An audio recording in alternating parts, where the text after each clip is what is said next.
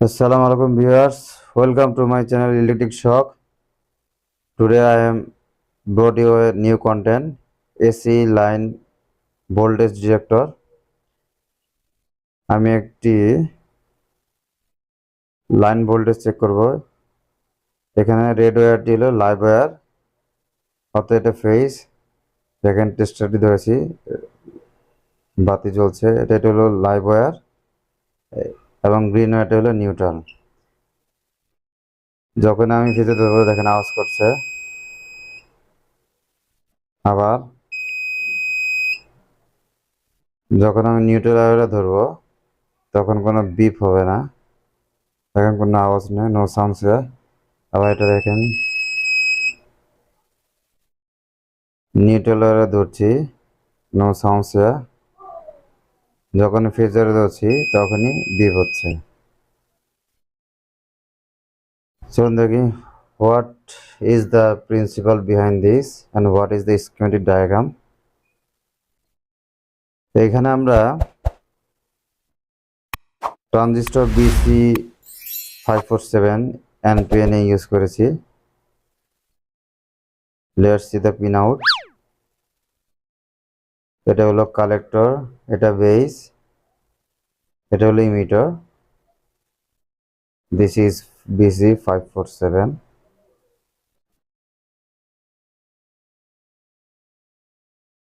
আমরা প্রথমেই এটা কানেকশনটা একটু দেখি।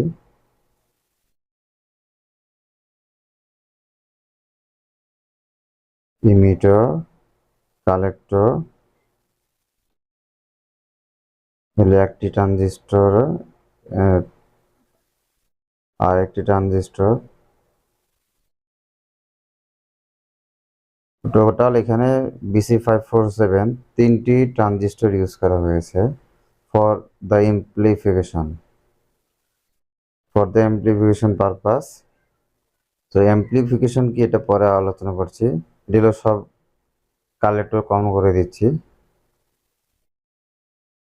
এখান থেকে ব্যাটারি পজিটিভ কানেক্ট করব। এখন এখানে যে এলইডি লাগাবো, এলইডির সাথে একটি কারেন্ট লিমিটিং রেজিস্টর এবং এলইডি পজিটিভ 9 ভোল্ট ব্যাটারির সাথে পজিটিভ এবং ইমিটর ব্যাটারি নেগেটিভের সাথে লাগবে। This is the negative terminal. আর এখানে প্যারালাল একটি বাজার দেব। এখানে এলইডির সাথে সাথে বাজারও বিপ করবে। এটা হলো 9 ভোল্ট ব্যাটারি, না এটা কালেক্টর, অল কালেক্টর আর কমন। এখন প্রথম যে ট্রানজিস্টরের বেস, সেটা সেকেন্ড ট্রানজিস্টরের ইমিটারের সাথে লাগবে এবং সেকেন্ড যে বেস থার্ড ট্রানজিস্টরের ইমিটারের সাথে কানেক্ট হবে এবং লাস্ট যে ট্রানজিস্টর এটির এটির যে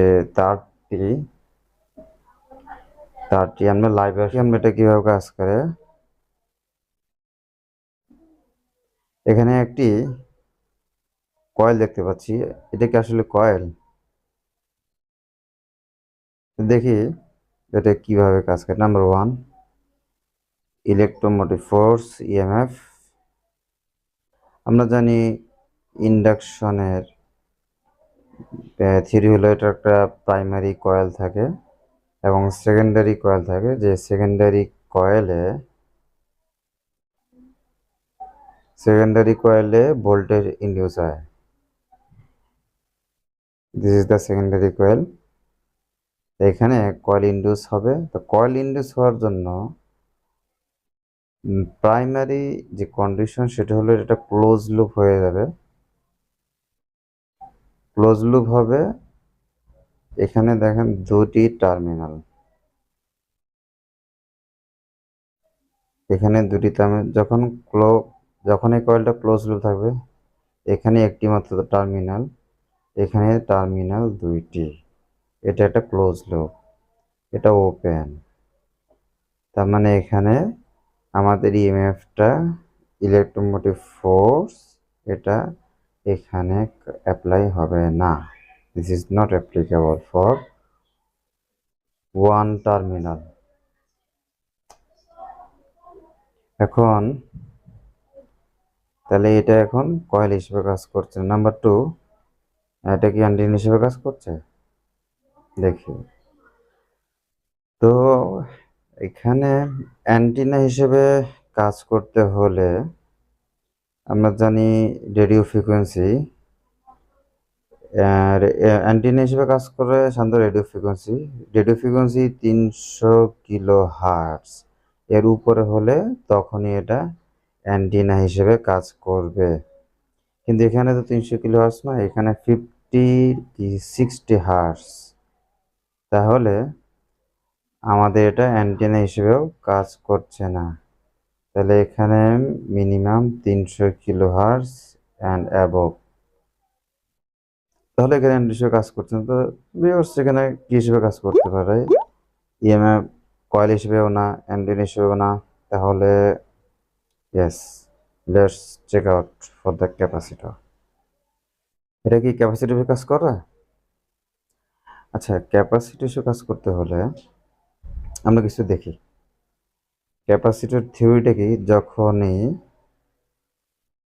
যখনই দুইটি ওয়্যার, সাপোজ দুইটি তার পাশাপাশি থাকবে, তখন এটার ভিতরে কিছু ক্যাপাসিটর হিসেবে কাজ করবে। আমরা ক্যাপাসিটরে কি জানি যে দুইটি পাত পাশাপাশি থাকলে ডাইইলেকট্রিক প্রসেসে এটা চার্জ ডিসচার্জ হয়। তো এখানে দুইটি তার যখন পাশাপাশি আনি, এরা কিছুটা এটা ক্যাপাসিটর হিসেবে কাজ করবে। তাহলে এখানে আমরা যখন এসি লাইনটি, এই এই ওয়্যারটি, আর এখানে হলো AC voltage, AC live wire.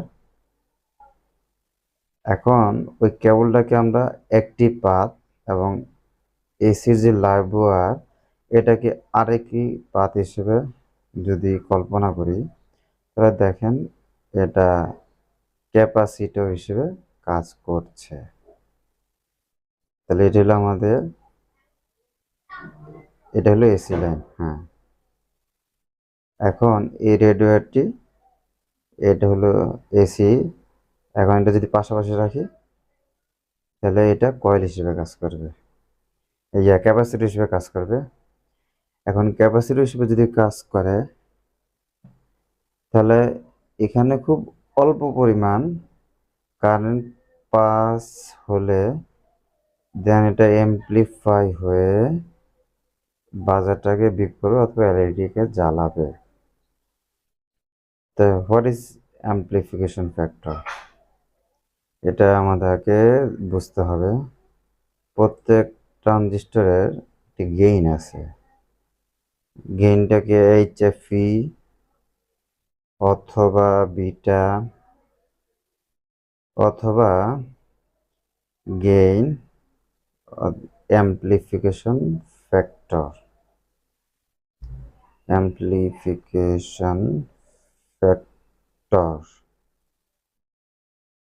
এখন হোয়াট ইজ গেইন?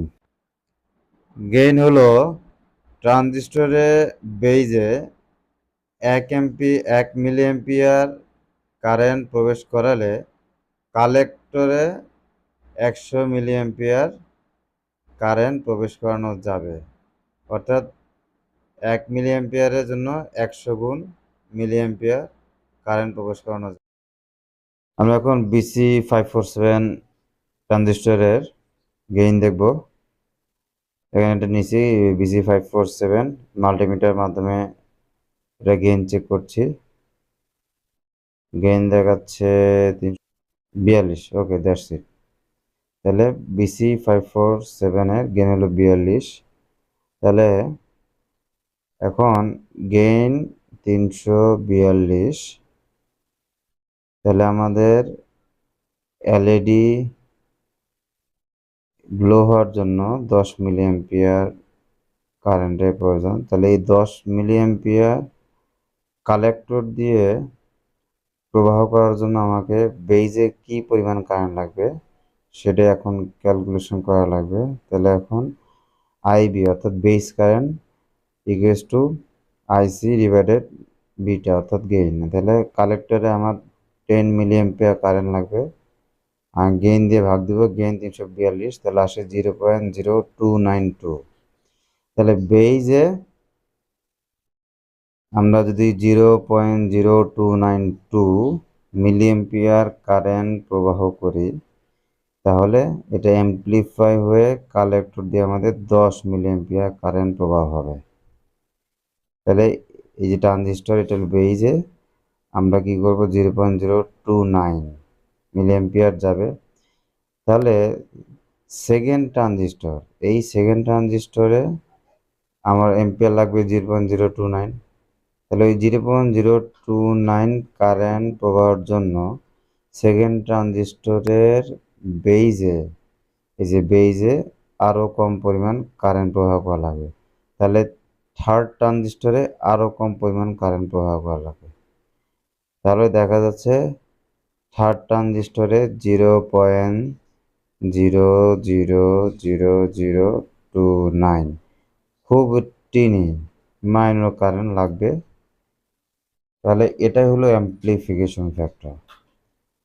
এখন এখানে যে আমার ক্যাপাসিটিভ চার্জ উৎপন্ন হচ্ছে, এখান থেকে খুব মাইনর একটি কারেন্ট বেজে যাচ্ছে, যার মাধ্যমে আমরা এলইডিটিকে গ্লো করতে পারছি।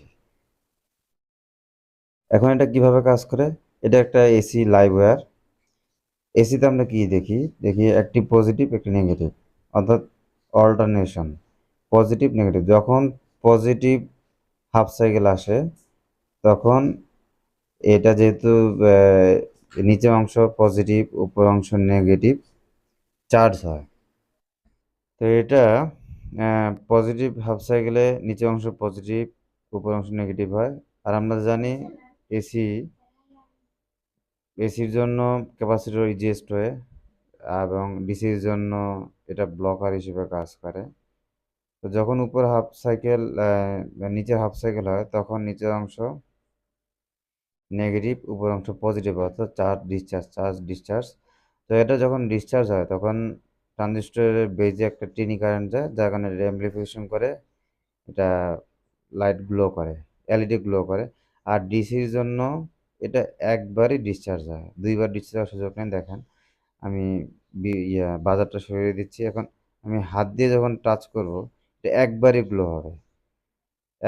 গ্লো হবে, দেখেন আর গ্লো হচ্ছে না, ডিসচার্জ হয়ে গেছে। তাহলে ডিসির ব্যাপারে এটা চার্জ ডিসচার্জ হওয়ার সুযোগ নেই, শুধু একবারই চার্জ একবারই ডিসচার্জ হবে। তখন আমাকে হাতটা আবার ছেড়ে আবার নতুনভাবে ধরা লাগবে। তো এসি ব্যাপারে চার্জ ডিসচার্জ অর্থাৎ পজিটিভ হাফ সাইকেলে চার্জ এবং নেগেটিভ হাফ সাইকেলে ডিসচার্জ হয়ে যায়। ওই ডিসচার্জের সময় এটা ট্রানজিস্টর বেজ হয়ে যায়, তখনই এটা গ্লো হয়। Hopefully you have enjoyed the video. If you enjoyed the video, please like it, share it. Thank you.